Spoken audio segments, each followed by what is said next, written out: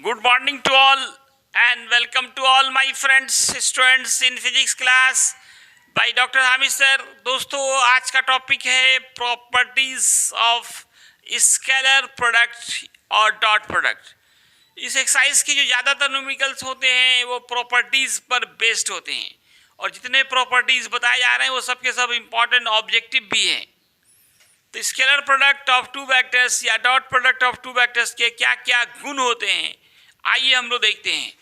दोस्तों ये गुण जो है इनके फॉर्मूले से निकलते हैं। फॉर्मूला आपने क्या पढ़ा, ए वेक्टर डॉट बी वेक्टर का mod a mod b cos theta या ए बी कॉस थीटा। यहाँ पे थीटा क्या है, दोनों वेक्टर के बीच का एंगल है। तो इनके सारे प्रॉपर्टीज इसी एक फॉर्मूले से निकलते हैं। तो हमारा टॉपिक क्या है, प्रॉपर्टीज ऑफ डॉट और scalar product of two vectors. पहला प्रॉपर्टी याद रखें, इट ओबे। ओबे मीन्स होता है पालन करना, कम्यूटेटिव लॉ ऑफ मल्टीप्लिकेशन। गुना के क्रम विनिमय नियम का ये पालन करता है। मतलब ए डॉट बी बराबर होगा बी डॉट ए के। A vector dot b vector का मान बराबर होगा b vector dot a vector के। कैसे होगा, प्रूफ देखिए। A vector dot b vector को लिख सकते हैं mod a mod b cos theta और बी वेक्टर डॉट ए को लिखेंगे, ये क्लॉकवाइज आ रहा है तो ये एंटी क्लॉकवाइज आ रहा है। देखिए ए डॉट बी तो clockwise, b dot anti clockwise, b dot a clockwise. तो आपने क्या पढ़ा, क्लॉकवाइज में प्लस थीटा, एंटी क्लॉकवाइज में माइनस थीटा। उल्टा बोला मैंने, एंटी क्लॉकवाइज में प्लस थीटा और क्लॉकवाइज में माइनस थीटा। और cos minus theta plus cos theta होता है, ये प्लस कॉस थीटा हो गया। इस तरह से दोनों बराबर हो गए। तो जिस तरह से सिंपल अलजेब्रा में भी होता है 2 इंटू 3 6, 3 इंटू 2 6, इसी को कहते हैं कम्यूटेटिव लॉ ऑफ मल्टीप्लिकेशंस। तो वेक्टर्स जो होते हैं वो ओबे करते हैं, पालन करते हैं कम्यूटेटिव लॉ ऑफ मल्टीप्लिकेशन के। Vector product of two vectors obey commutative law of multiplication.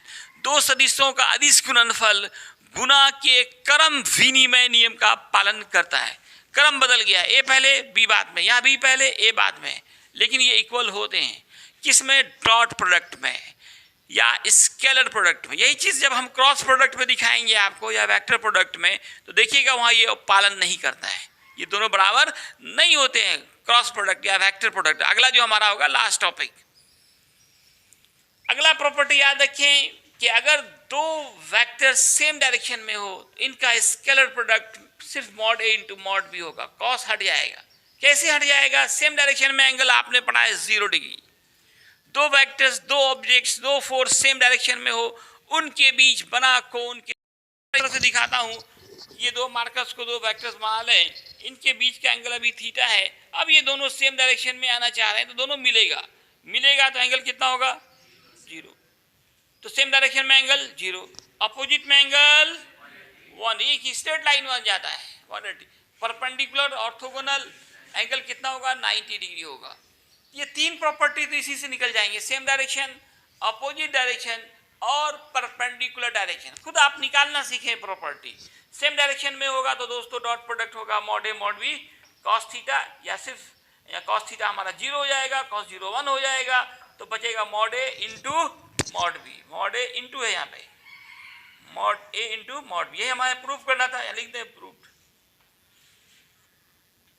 अब अपोजिट डायरेक्शन में आइए। अपोजिट डायरेक्शन में अभी मैंने दिखाया एंगल 180 बनता है, कॉस 180 माइनस 1, तो स्केलर प्रोडक्ट माइनस में होगा, minus mod a into mod B होगा। अगर दो वेक्टर किस डायरेक्शन में हो, अपोजिट डायरेक्शन में हो, तब उनका डॉट प्रोडक्ट या स्केलर प्रोडक्ट उसके मैग्नीट्यूड के निगेटिव प्रोडक्ट के इक्वल होते हैं। निगेटिव प्रोडक्ट क्या लिखा गया, the scalar product of two opposite directional vector is negative product of its magnitude. मतलब that is a vector dot b vector minus mod a into mod b. Opposite direction में theta 180 होगा, cos 180 minus 1 होगा, तो minus mod a into mod b. इस तरह से ये proved हो गया। The scalar product of two perpendicular vector, दो लंबवत सदिश हो, वो हमेशा 0 होगा। The scalar product of two perpendicular vectors हमेशा क्या होगा, 0 होगा। A vector dot b vector हमेशा जीरो होगा। परपेंडिकुलर क्यों जीरो होगा? परपेंडिकुलर का मतलब theta 90 degree, cos 90 zero, zero into something that is zero. तो कोई भी मान के दो वेक्टर्स हो परपेंडिकुलर डायरेक्शन में हो, मतलब इनके बीच का कोई 90 डिग्री हो, तब ऐसे कंडीशंस में स्केलर प्रोडक्ट या डॉट प्रोडक्ट क्या होगा? जीरो। तो ये ऑब्जेक्टिव में उल्टा करके पूछा जाता है कॉम्पिटिटिव एग्जामिनेशंस में। दो वेक्टर हैं, दोनों का डॉट प्रोडक्ट जीरो है, तो बताइए उनके बीच का एंगल कितना होगा? कितना होगा एंगल? दो वेक्टर हैं, दोनों का डॉट प्रोडक्ट माइनस में आ रहा है, तो एंगल कितना होगा? अगर प्लस में आ रहा है तो प्लस में जीरो, और जीरो आ रहा है तो थीटा 90 होगा। ये तीन इंपॉर्टेंट ऑब्जेक्टिव हो गए रिवर्स डायरेक्शंस में। अब the scalar product of two same directional unit vectors, हमेशा two same directional unit vectors, आपने पहला वेक्टर जो पढ़ा था यूनिट वेक्टर पढ़ा था जिसका मान 1 होता है, जिसके ऊपर कैप डालते हैं, दो सेम डायरेक्शनल वाले यूनिट वेक्टर्स हो उनका स्केलर प्रोडक्ट या डॉट प्रोडक्ट हमेशा 1 होगा। आई कैप आई जेड कैप जे के कैप के हमेशा 1 होगा। प्रूफ में हम आई कैप को लिख सकते हैं मॉड आई कॉस जीरो, सब का मान 1 इंटू 1 दैट इज 1 प्रूव्ड। इसी तरह the scalar product of two orthogonal unit vectors हमेशा जीरो होगा। अभी ऑर्थोगोनल में आपने पहले भी देखा था, कुछ भी मान हो, ऑर्थोगोनल का मतलब थीटा 90 डिग्री। आप याद कीजिए आई कैप जे कैप के कैप को एक्स एक्सिस डायरेक्शन में क्या लेते थे? आई कैप। वाई एक्सिस डायरेक्शन वाले यूनिट वेक्टर्स को जे कैप। जेड एक्सिस ऐसे परपेंडिकुलर होता है, इधर वाले को माना था के कैप। तो आई कैप जे कैप के बीच का एंगल 90, जे कैप के कैप के बीच का एंगल 90, आई कैप और के कैप के बीच का एंगल 90। तीनों, ये जेड कैप के बारे में क्या बताया था? ये बिल्कुल ऐसे वर्टिकली आउटवर्ड होता है। तो दो कोई भी ऑर्थोगोनल यूनिट वेक्टर्स हो, आई डॉट जे हो, जे डॉट के हो, के डॉट आई हो, या पलट दें, जे पहले आई बाद में के डॉट जे, के डॉट आई की जगह पे आई डॉट के हो जाए, ये हमेशा जीरो ही होगा। क्यों? कि cos 90 zero, zero into something that is zero. अब यहाँ पे एक बहुत इंपॉर्टेंट फॉर्मूला आने जा रहा है। अगर मान लिया जाए ए वेक्टर इक्वल है x1 i cap, y1 j cap, z1 k cap, b vector है x2 i cap, y2 j cap, z2 k cap, then a vector dot b vector क्या होगा दोस्तों? ये डायरेक्ट मल्टीप्लाई होगा x1 into x2 plus y1 into y2 plus z1 into z2। बाकी i j cap, i cap, j cap, k cap ये खत्म हो जाएंगे, डायरेक्ट हो जाएगा x1 into x2, y1 into y2 plus z1 into z2। आप आसानी से इसको प्रूफ कर सकते हैं। प्रूफ के लिए आपको क्या करना होगा? इस दोनों को मल्टीप्लाई करना पड़ेगा। यहाँ 3 टर्म्स हैं, यहाँ भी 3 टर्म्स हैं, तो 3 3 या 6 टर्म्स आए, 3 3 या 9 टर्म्स आना चाहिए। 3 इंटू 3 आना चाहिए कितना? 9। बचा कितना यहाँ पे? 3।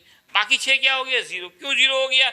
अभी आपने पढ़ा आई डॉट जे जीरो होता है, जे डॉट के जीरो होता है, के डॉट आई जीरो होता है, इसलिए बाकी जीरो हो जाते हैं। बाकी ये बचते सिर्फ, उसको याद रखने का ट्रिक क्या याद रखना है?